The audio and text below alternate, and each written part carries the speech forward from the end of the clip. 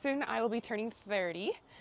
And I was thinking to myself, what do I want to do in this next decade? 30 is one of those ages where you realize I'm not a teenager anymore. I'm not like a wild 20s anymore. I think that the 30s are the new 20s, but it is also a time to consider important life decisions.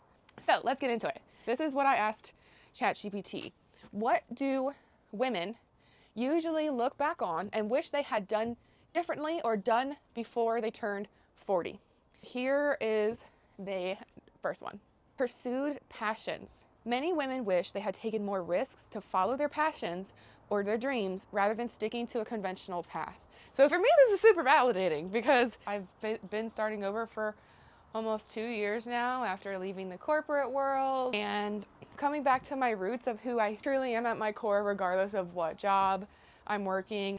How much would it have sucked if I got to 40 still in the corporate world, chronically burnt out, have developed chronic stress, and feel like a part of me just was never dabbled in, or, you know, my inner child didn't get to really express herself as an adult once adult me had money and agency. Sorry, the UPS guys across the street, so the dogs might bark a little. So for you, whether you're a teen watching this or you're in your 20s, maybe you're around the age that I am and you're feeling like it's time for a change or something's missing, regardless of what age you are, you don't want time to fly by and look back and be like, where did it go? It doesn't have to be incredibly drastic the way that mine has been, where I completely changed my life. It can be as little as pursuing a side quest or realizing now that you have time and you should be incorporating hobbies into your daily life or your weekly life, joining meetup groups or craft clubs or whatever it is that you don't want to regret not having done while you're young. Traveling, for example, that's a big one. I recently read Die with Zero, and it's a really interesting topic on the societal financial value system that basically, instead of saving all of your money to build up your retirement, eventually buy those nice things, eventually travel, spend your whole life striving to become a millionaire and provide a legacy for your children and all that, that you should redirect your money and budget. How much do you want to leave for your children?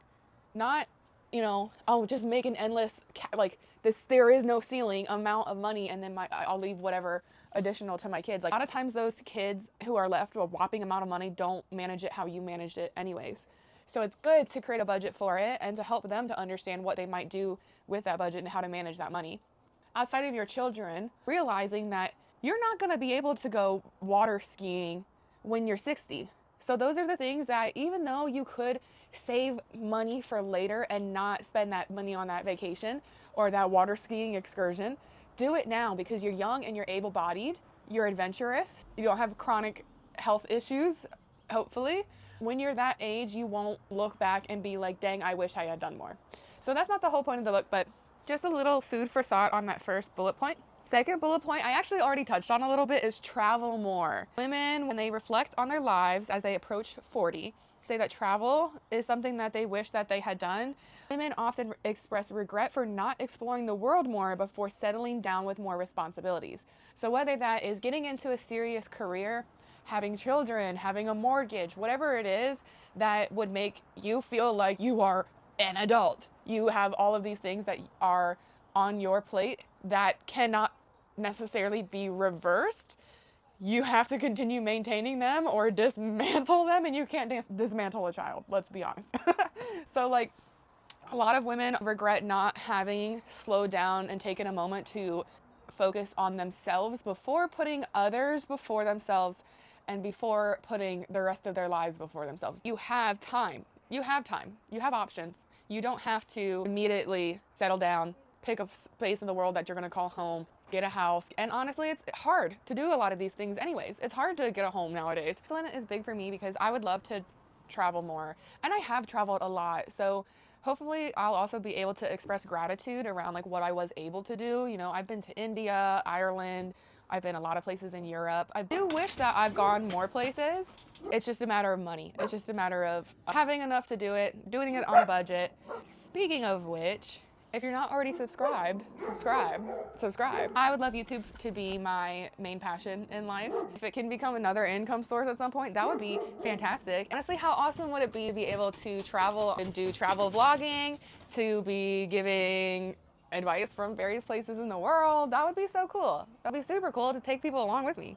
Anyways, seriously consider that. Traveling also, there is ways to do it on a budget, and you don't have to make it bigger than it is. Little bits of traveling can be really fulfilling. For example, I live in North Carolina, in Raleigh, and taking a weekend trip to Florida or Tennessee or Richmond are new excursions and new experiences to take in and kind of like see the culture and see the landmarks and whatnot in those areas, to still have an experience of awe and curiosity and learning. Those are things I really enjoy and value. When I did my VIA strengths report, which is sort of like a personality assessment that tells you about what your biggest strengths are, some of mine were curiosity, lover of learning, love in general, spirituality, a couple more things. I highly recommend taking that assessment if you haven't already, and seeing to yourself about how you can infuse more of your strengths into your lives, because it's scientifically proven that exercising your signature strengths brings you happiness. It can release the happy chemicals in your brain that allow you to feel happiness and more fulfilled. Also, on that note, with traveling too, having something to look forward to is also scientifically proven to change your demeanor and allow you to feel more bits of joy. Even if it's a big trip for like 5 years down the road. Like, I've been saving to go to Japan since like 2019, I think, just small bits at a time, and I think I have probably like 1,000 saved now. You'll always have something to look forward to if you do decide to prioritize travel or a trip.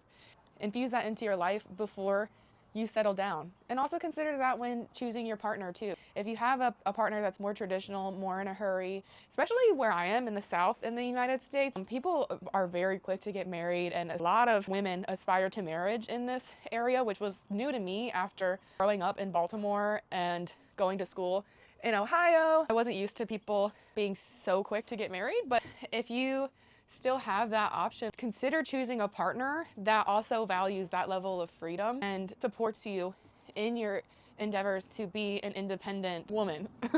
Number 3, women wish they invested more in friendships. And I can see this being a huge one. I have seen women in my life feel like they don't have a huge support system of other women. I think a big thing too is that once you get pregnant, I haven't been pregnant, but I've heard that your whole life really changes. Your priorities change, your time management change. All of your relationships essentially change too. Your dynamic with your husband, your dynamic with your friends who don't also have kids, or your friends who have kids that are a different age. Like, it all changes so fast for you. I guess I can't really speak to the pregnancy part. If you guys have advice for anyone who's watching this who is pregnant or has a newborn or is at that stage in life, leave it in the comments. We all need to have that support system, and I think that that's a really big one that honestly I'm anticipating happening one day and scares me. It's not only having kids that can make you feel disconnected from the rest of your support system, it can be how we prioritize our values. So again, like this whole like aspiring to marriage thing, when a woman values finding a man or a partner more than loving themselves first, filling up their cup first, and nurturing their friendships, they end up in a situation where your partner is your number one and you feel like you're missing those really integral building blocks of support that you can only get in female friendships. There's something so sacred and special about female friendships, the way that they can fulfill you and fill you up with joy and contentment. Definitely spend time nurturing those friendships now. So a little anecdote, my uncle has friends from like high school still. He's definitely like a very charismatic person, so there's that. But whenever I see him, talking about his friends, I ask him like, how do you do that? How do you maintain friendships from that long ago? Especially because I have friends from high school, I have friends from college, but a lot of them I don't keep in contact with. The biggest piece of advice was just pick a date every single year and call them. Every single year. On one of his friend's birthday, they always go buy a pack of some special type of Budweiser that they normally don't drink any other time of the year. And they sit on the phone together and they drink that and they catch up and they talk once a year. When you're young, you feel like once a year is like not enough to be keeping up with your friends or to maintain a friendship. But life is crazy and life goes on and it's long and there's different eras that you enter. So once a year is actually pretty frequent in the long run when you consider how many friends that you have and would like to maintain a relationship with. So I really wish I had maintained friendships with some of the girls I met in college more than I did. I feel like some of us kind of dropped off. A lot of people say, like, were they really your friends, or were you guys just like in the same environment? Like, I've heard people say that about coworkers, and that's a little bit different because I know that like professionalism, there's differing opinions around like whether you should be friendly or just friends. I don't know if I completely agree that like, are you friends or were you just in close proximity? Because in all honesty, that's how you become friends with people. Whether it was in high school and you had classes with someone, or in college you were in the same social circles. And as adults, especially if you're working a 9 to 5 or you're working a lot of hours, that is your social circle. Like, that's the place you spend the most time. I think it's kind of unrealistic to expect people to not be friends with their coworkers. But I guess just valuing whether it was a deep friendship or not. Like, if your friendships were built on drinking together, for example, I've heard other older women talk to me about how, you know, once they stopped drinking, they weren't in that party lifestyle anymore, that a lot of their friends just kind of either dropped off, or they're like, you're really never gonna drink again. It felt really like disappointing because you're like, dang, like I thought that we were friends. I thought we had a foundation more than just like us like having a fun time together over alcohol. They're surprised at what really is what builds the foundation of a friendship. I think that what builds the foundation of a friendship is getting past the stage of the shallow, afraid to be yourself, like depth of friendship, moving past that to the points where you are offering support to your friends, you are being goofy around your friends, you aren't judging them so that they don't judge you, and you guys can just be yourselves. It's just really important, and obviously we can see that in the fact that it's even included in this list. When you're younger, you are presented with a lot of opportunities to meet new people, whereas when you're older and you're really settled into your own rhythm and you're more settled down, quite literally, if you're not a super active person, then you have less opportunities to make friends. You have a lot more responsibilities as well, so making friends can feel a little bit difficult. Invest in your female friendships now, feed into them so much so that you guys develop a true, strong foundation. All right. Some women wish they had saved more money. Financial stability is often a reflection point, and women wish that they had saved more, invested wisely, or avoided unnecessary debt. I can see this totally being a huge one. I'm in kind of a weird stage right now where I left the corporate world, so I went from making like almost 100K, I think, to making like diddly squat. And that is something I have anxiety about. It keeps me awake at night a little bit, but I'm working through it, and I have faith because, I mean, when you're starting over, you're not immediately going to be making big money right away, and it's a bit of a process. Again, with like the income streams, with my little dog sitting, my job, the things that I'm selling, the freelance positions I do, and then building out income streams elsewhere. Subscribe. The most important one for me, in my opinion, I think is avoiding unnecessary debt. That is probably the most important decision financially that I could have make, and I feel like I did make. So for example, when I knew I wanted to get a new car, I saved money from every single paycheck when I was working at Target, and then when I moved on and was working in the corporate world, until I had $17,000 saved to put down on my car. And honestly, looking back, like I probably could have got a less nice car. I probably should have got a less nice car and not have spent all that money. But I'm still proud of myself that for years, it was probably over the course of like 5 to 6 years, I consistently saved a small amount of money every time I got money so that I could make that payment without ending up in a 10-year car repayment that was $300 or $500 a month. Like, my goal is to have the least amount of monthly expenses possible and get the most out of whatever it is I'm paying for. Does that make me cheap? I don't know. I think that makes me frugal. That's like one example where I think that I did really well, but I have so much student loans, and I honestly don't know my opinion nowadays on whether folks should go to college or not in terms of like the debt part, because I love the college experience. I don't think I would take it back, but I understand why people have like differing opinions on that. It is pretty annoying that 2 years from now will be 10 years since I've graduated from college and I still have so much debt. It's really not that much. I think I left college with like 60K in debt, and I was like, oh my God, that's terrifying because I'm like 21. What?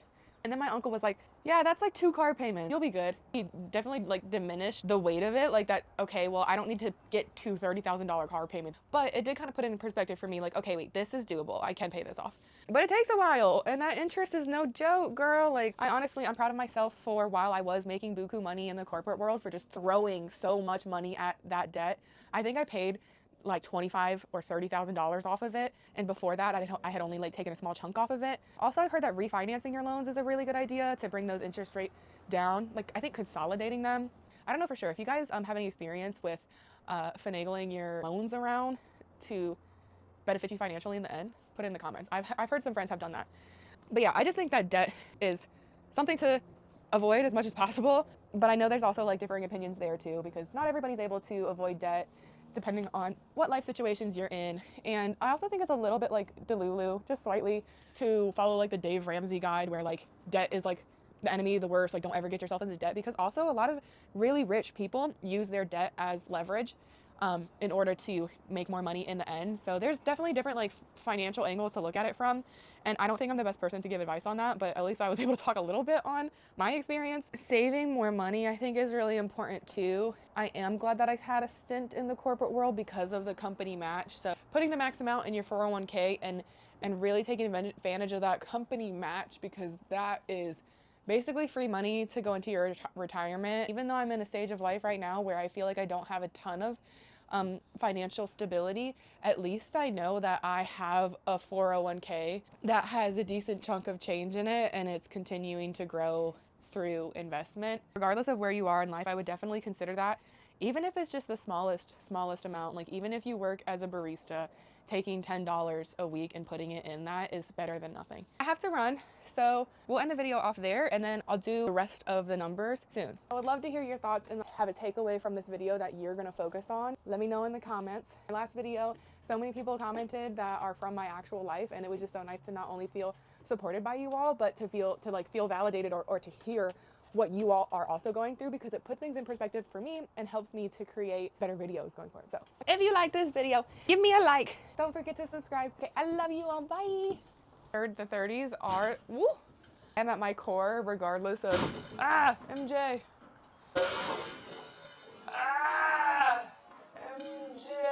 I need to chill with the swing, but it feels so good. Anyways.